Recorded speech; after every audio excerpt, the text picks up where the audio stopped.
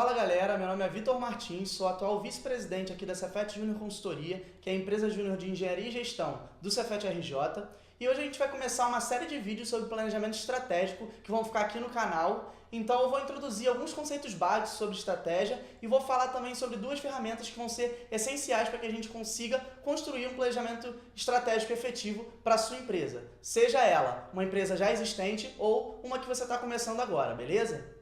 Então vamos começar um pouquinho falando sobre o conceito de estratégia. Estratégia nada mais é do que o caminho que você precisa percorrer para chegar do ponto A até o ponto B. Então você tem um ponto B, algo lá no futuro, lá na frente, que você sabe que quer chegar e hoje você está no seu ponto A. Então o caminho que você vai ter que percorrer para chegar aqui até lá é a estratégia, ok?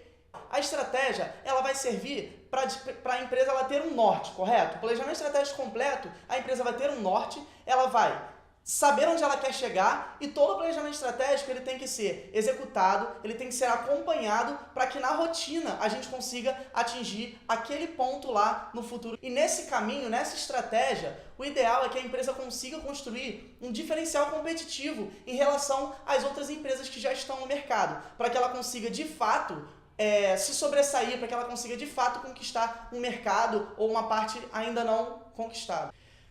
Passando então aqui para a primeira ferramenta que a gente vai mostrar, que é a SWOT. A SWOT é um acrônimo para forças, fraquezas, oportunidades e ameaças, né? Isso no inglês. No português a gente chama ela de FOFA. A ferramenta ela é dividida na análise do ambiente interno e do ambiente externo. No ambiente interno a gente analisa as forças e as fraquezas. As forças nada mais são do que todos os pontos fortes da empresa que de alguma maneira vão afetar para que ela chegue em algum lugar, correto? Então aqui a gente coloca as coisas internas que são um ponto forte da empresa.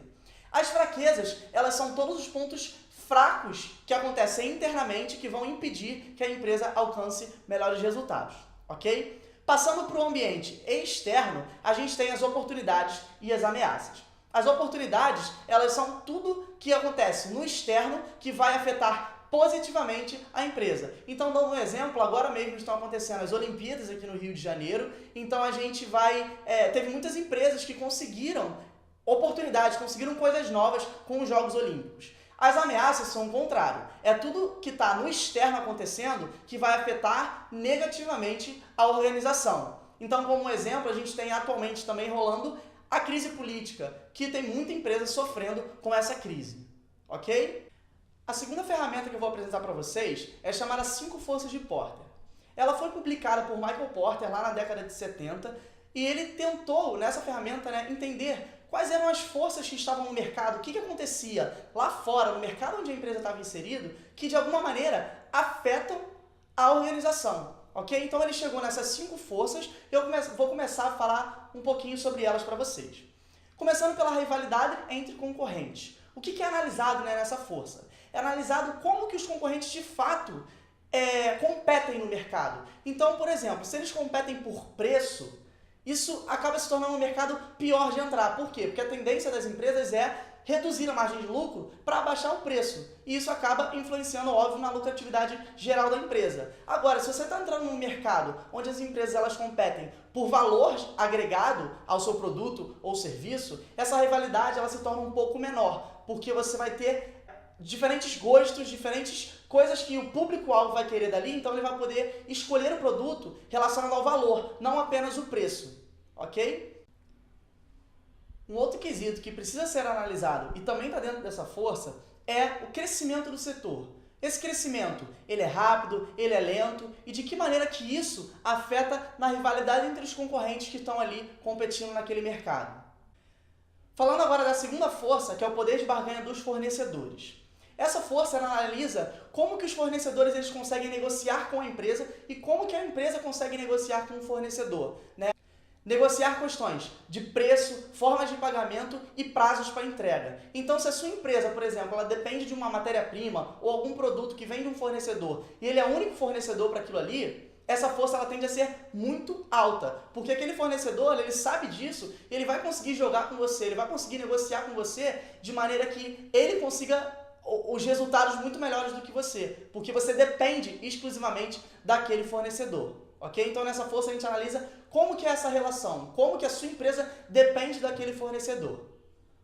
A outra força a ser analisada é o poder de barganha, o poder de negociação dos clientes. Nessa força, a gente analisa bastante como que os clientes, o quão custoso para um cliente é simplesmente trocar de loja, é simplesmente trocar de empresa, onde ele compra um produto ou ele compra um serviço. Então aqui a gente analisa se o seu cliente realmente tem outras opções no mercado. Então a gente entra em questões de diferenciação de produto. Então se o produto é muito igual a outra loja, ele pode simplesmente ir lá na outra loja e comprar daquela loja.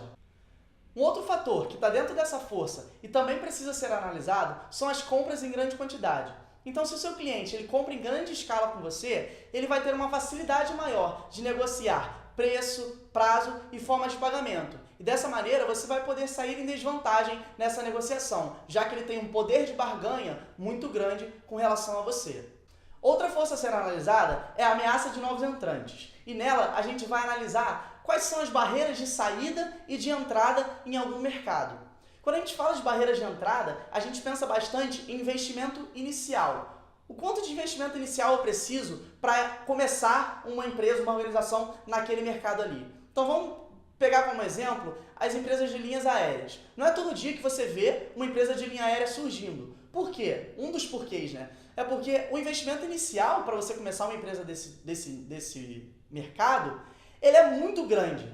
Então a pessoa precisa de um aporte financeiro muito grande para entrar ali. Logo, essa força, essa ameaça de novos entrantes, né, ela vai ser muito mais baixa, porque não é todo dia que vai surgir uma empresa de linhas aéreas.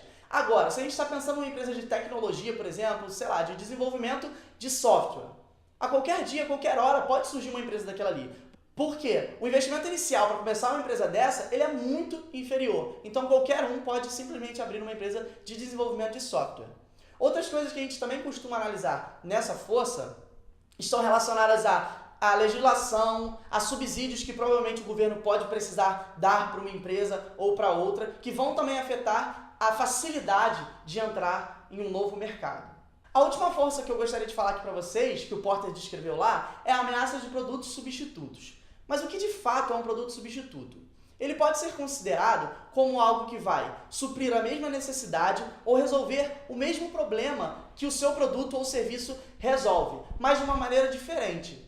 Pensando num exemplo bem claro, a gente tem o mercado de fotografia, que antigamente era dominado pela Kodak, com as máquinas de filme, mas depois surgiram as máquinas digitais, que supriam a mesma necessidade, que era tirar fotografia, mas elas desempenhavam funções completamente diferentes e acabaram substituindo as máquinas de filme. E a Kodak acabou perdendo todo o seu espaço no mercado e a Sony, na época, com essas máquinas digitais, conseguiu invadir esse mercado e tomar todo o market share da Kodak. Então aqui a gente analisa de fato o que pode substituir o meu produto ou serviço. E não necessariamente a mesma coisa, substituir uma câmera por uma câmera. Mas, por exemplo, o mercado de bebidas. A pessoa pode matar a sede dela simplesmente bebendo uma água ou bebendo um refrigerante. Então, se eu estou entrando no mercado de refrigerantes, a água poderia ser um substituto para o meu refrigerante, porque ela faz a mesma coisa, ela mata a sede. Então, pensando na sua empresa, quais produtos que já estão no mercado ou quais produtos que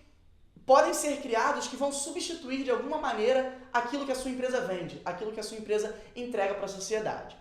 Finalizando essas 5 forças de Porter, a gente tem que entender que não necessariamente se o mercado, você enxergar essas forças, né, que elas estão muito altas, que o mercado ele é muito concorrido ou algo desse tipo, você não simplesmente vai desistir de entrar naquele mercado. Você pode criar coisas no seu planejamento estratégico ou no seu modelo de negócios que vão, de alguma maneira, facilitar aquela entrada. Então, se você identificar que a ameaça de novos entrantes ela é muito alta, de que maneira que a sua empresa consegue criar barreiras de entrada para que outras empresas não entrem naquele mercado com facilidade?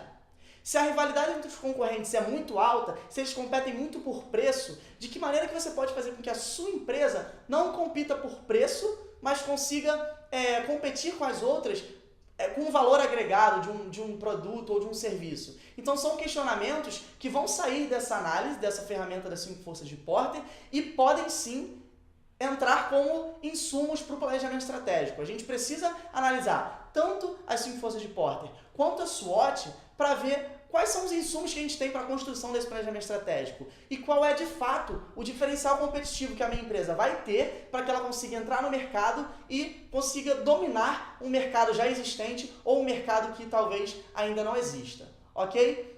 Esse foi o primeiro vídeo para vocês sobre planejamento estratégico, então daqui a gente vai tirar bastante insumo para depois construir a nossa visão, construir os nossos objetivos estratégicos e tudo que vai decorrer de um planejamento estratégico, ok? Fiquem ligados aqui no canal que a gente vai ter mais vídeos para que vocês entendam completamente como formular o planejamento estratégico da sua empresa, ok? Muito obrigado, até a próxima!